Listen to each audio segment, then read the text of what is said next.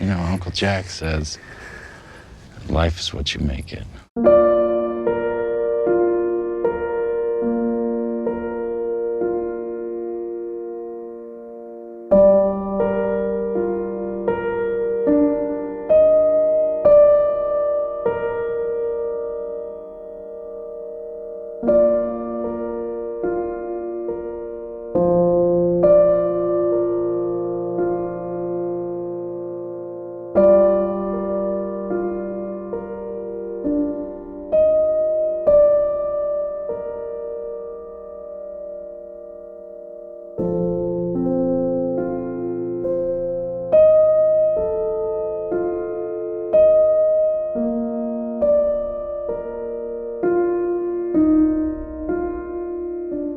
An aspect of remembering is that it's innately creative because memory and imagination can't exist without each other. Imagination requires memories to be used as materials for the mind, while envisioning memory isn't possible without an imagination. They are not distinct forms or functions, but instead reside in the same domain. On the surface, El Camino is a simple film. It's a story about Jesse getting enough money to get out of town, and sprinkled throughout it are flashbacks that allow you to revisit some old characters one last time. But each flashback, accompanied by each act of the story, relay meaning with each other to paint an image of Jesse's identity through time. And that's what a good ending does. It doesn't just conclude, it implicitly reviews everything. So what does remembering the past tell us about Jesse's liberation?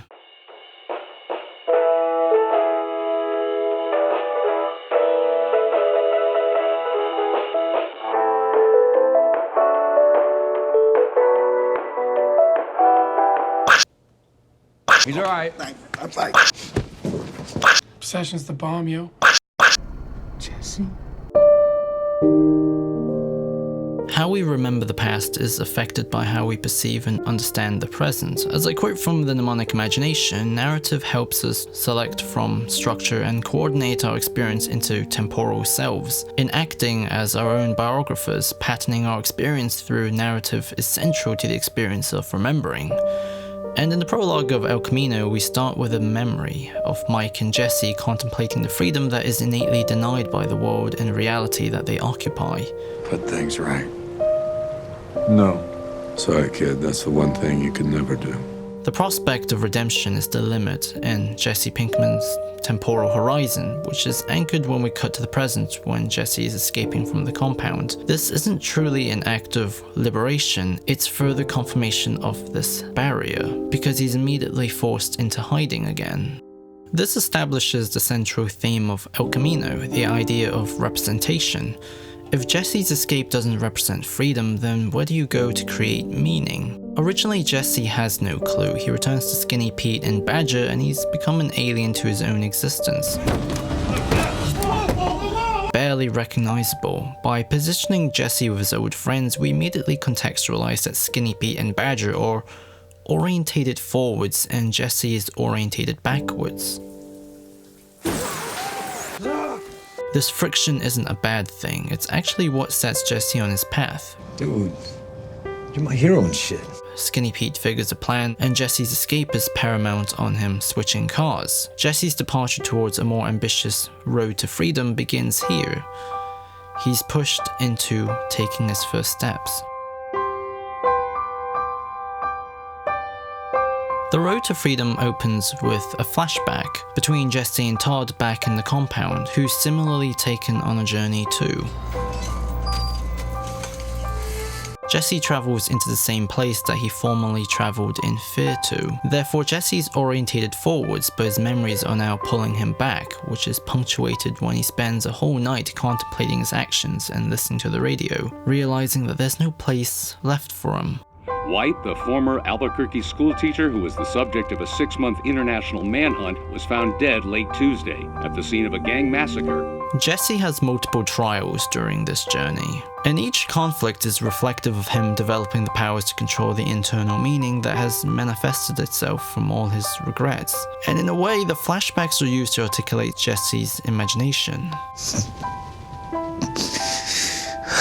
Jesse first goes into Todd's house to take his money while we're provided context from the flashbacks, which is effectively representative of Jesse assimilating his painful memories into useful materials in the present. A strong contrast is made between the Jesse who is afraid and impotent with Todd and the desperate but more effective Jesse in the present, as he destroys and rummages through Todd's home. But he also immediately hits a dead end because he wastes so much time trying to brute force his way into finding the money that when he does, there's no time for him to take all of it. There's an overhead shot that encapsulates this never-ending cycle of failure. Another trial that Jesse has to face is with realizing he doesn't have enough money for his escape. You are going to jack me up over a measly 1,800. And Jesse's original response is to repeat his mistake from before, which is to try and brute force his way into getting what he wants, and again it fails miserably. So this leads into Jesse's final encounter with the Wilders that created what chained him in the compound, which on one hand is an incredibly in-your-face symbolism of Jesse taking revenge against his captors, but what makes it subtle is that he doesn't go in guns blazing. It's not a scene shaped by indulgence. Jesse attempts to negotiate first. I'm asking as a favor. So these three factors all represent a dead end, and Jesse has to earn his freedom by being more sensitive in the present. He doesn't give up taking his steps into the new imagined future, even though he has the money to comfortably do so.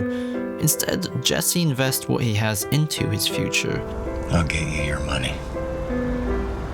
Therefore, success comes in the form of seeing this dead end as an opportunity rather than a conflict. As a result, these entities that held power over Jesse's life, Todd, Ed, and the Wilders, are disempowered. What's left of the present-day memory of Todd is destroyed. Ed, forcing Jesse to get more money, puts him into a situation where he gets his revenge on the Wilders.